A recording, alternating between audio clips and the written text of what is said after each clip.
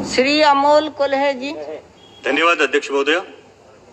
हम सब जानते हैं कि आज हम कोरोना की वैश्विक महामारी से लड़ रहे हैं। हमारे देश में पहला केस 30 जनवरी को पाया गया था। आज 9 महीने बाद क्या परिस्थिति है? सरकार अपनी पीठ थपथपा रही है कि रिकवरी रेट अच्छा है, मॉर्टेलिटी रेट में कमी आई है। इसके लिए मैं सरकार का अभिनंदन करता हूं, लेकिन इन आंकड़ों के पीछे छुपकर हम इस सच्चाई से मुंह नहीं मोड़ सकते कि आज तक कोरोना की बीमारी की वजह से 90,000 देशवासियों ने अपनी जानें गंवाई है। 90,000 डेथ्स, और इसमें इनडायरेक्ट डेथ जैसे लॉकडाउन की वजह से सड़क पर चलते हुए माइग्रेंट लेबर्स की मौतें, कारोबार चौपट होने की वजह से परिवारों ने की हुई सामुदायिक खुदकुशियां, ऐसी मौतें शामिल नहीं है। और इसलिए आज ये देश की जनता सरकार से जवाब मांग रही है कि जब कोरोना अपने देश में हाथ पैर फैला रहा था, तब आप अमेरिकी राष्ट्राध्यक्ष के स्वागत में मशगूल थे। जब देश की सेहत संभालने के प्रयास जरूरी थे, तब आप राज्यों की सरकारें गिराने के प्रयास में लगे हुए थे, और इसका खामियाजा आज देश के हर आदमी को भुगतना पड़ रहा है। अगर दूरदृष्टि दिखाते हुए आपने उसी वक्त हर इंटरनेशनल ट्रैवलर का RT-PCR टेस्ट कराया होता, तो आज ये नौबत नहीं आती। और फिर आपने सरप्राइज इवेंट की तरह लॉकडाउन देश पर थोप दिया। लॉकडाउन लगाते वक्त ये नहीं सोचा कि इसे फेज्ड आउट मैनर में भी लॉकडाउन किया जा सकता है। ये नहीं सोचा कि मार्च के महीने में कोरोना का स्प्रेड सिर्फ शहरी इलाकों में था, ग्रामीण इलाकों में नहीं। और नहीं आपने लोगों को तैयारी करने का अवसर दिया, थोप दिया देशव्यापी लॉकडाउन। परिणाम स्वरूप किसानों के हाथ से फसल चली गई, कईयों की रोजी रोटी चली गई, माइग्रेंट लेबर्स को सैकड़ों किलोमीटर पैदल चलना पड़ा। लोगों ने बच्चों को बिस्कुट खिलाकर, पानी पिलाकर सुला दिया, लेकिन आप पर विश्वास रखकर उन्होंने उफ तक नहीं की। फिर आपने कहा तालियां बजाओ, हमने तालियां बजाई, थालियां पीटी, घंटानाद किया, शंख ध्वनि किए, दिए भी जलाए, हमने सब किया, आप पर विश्वास रखकर किया। और विश्वास यह था कि सरकार पूरी जिम्मेदारी से कोरोना की रोकथाम करेगी। आज भी oxygen bed, ventilator, ICU bed की उपलब्धि के आंकड़े जोर शोर से बताए जाते हैं अध्यक्ष महोदय, लेकिन वास्तविकता क्या है? आज देश के आम आदमी को हॉस्पिटल में बेड पाने के लिए, ऑक्सीजन बेड, वेंटिलेटर उपलब्ध कराने के लिए दर दर की ठोकरें खानी पड़ती है। कई अभागी देशवासी ऐसे हैं कि जिन्हें रास्ते पर दम तोड़ना पड़ा है। क्या देश ने आप पर विश्वास जताया था, उसका यही फल आपने देश को दिया है? आज 9 महीने बाद भी सर्वशक्तिशाली सरकार देशवासियों के दिलों से इस दहशत को उखाड़ फेंक नहीं पाई, जिनकी उनके दिल में इनसिक्योरिटी है, अपनी जान को लेकर, अपनी सेहत को लेकर, अपने काम को लेकर, अपने भविष्य को लेकर। तो क्या यह हमारी विफलता नहीं है? आज कोरोना की मृत्यु संख्या में देश विश्व में दूसरे पायदान पर है अध्यक्ष महोदया, और फास्टेस्ट ग्रोइंग केस लोड में हमने अमेरिका और ब्राजील को पीछे छोड़ के पहला पायदान प्राप्त कर लिया। क्या यह भूषणावह है हमारे लिए? मैं सदन के माध्यम से अध्यक्ष महोदया स्वास्थ्य मंत्री जी से पूछना चाहता हूं कि क्या देश कम्युनिटी ट्रांसमिशन की फेज में है या नहीं?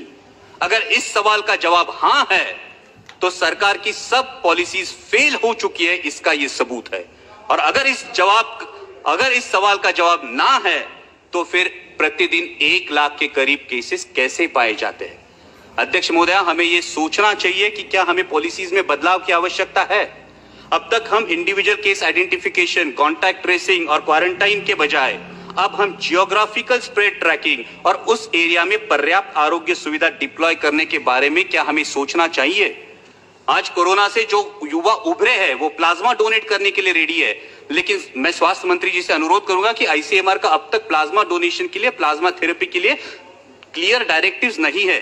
वही बात सलाइवरी टेस्टिंग की है, और वही बात औषधों के दरों की है। आज फैबीफ्लू ले लीजिए, आज रेमडेसिविर ले लीजिए, आम आदमी के जेब के पहुंच से ये दवाइयां आज भी बाहर है, इस पे विचार होना चाहिए।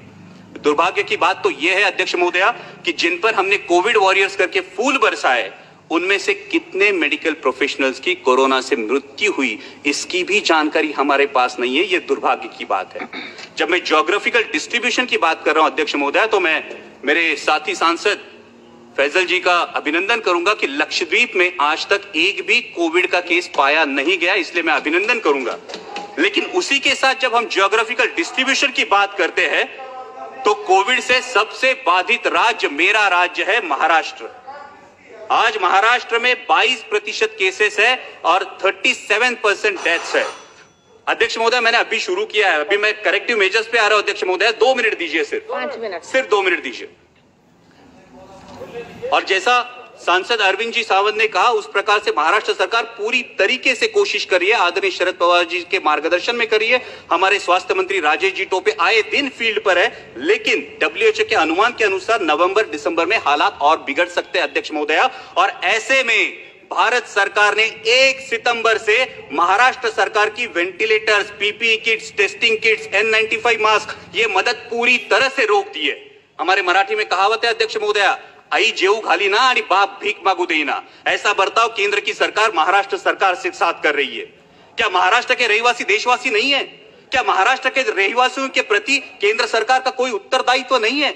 मैं इस सदन के माध्यम से मांग करता हूं कि अविलंब महाराष्ट्र सरकार को टेस्टिंग किट्स और अदर कंज्यूमेबल्स की मदद मुहैया की जाए और उसी के साथ अनइंटरप्टेड ऑक्सीजन सप्लाई के लिए महाराष्ट्र में ऑक्सीजन मैन्युफैक्चरिंग मेगा यूनिट के निर्माण के बारे में सोचा जाए। अध्यक्ष महोदय, जब हम कोविड की लड़ाई में रिसोर्सेज की बात करते हैं, उतना ही अहम है स्किल्ड मैन पावर। जैसे कि आरोग्य मंत्री, मैडम ये बहुत अहम मुद्दा है, देश के लिए बहुत अहम मुद्दा है कि जैसा कि आरोग्य मंत्री जी ने बताया, कोरोना का वैक्सीन आने में कुछ समय लगेगा। मालूम। तो इसके लिए हमें सिर्फ 2 मुद्दे, इसके लिए हमें स्किल्ड मैन पावर की जरूरत पड़ने वाली है और इसीलिए जो नेशनल हेल्थ मिशन के रेट्स है, उन रेट्स में आसानी से स्किल्ड मैन पावर उपलब्ध नहीं हो सकती। इसलिए नेशनल हेल्थ मिशन के रेट्स को रिवाइज किया जाए ताकि और ज्यादा स्किल्ड मैन पावर इस कोरोना की लड़ाई में इन्फ्यूज की जा सके और उसी के साथ बहुत बहुत धन्यवाद MCI के माध्यम से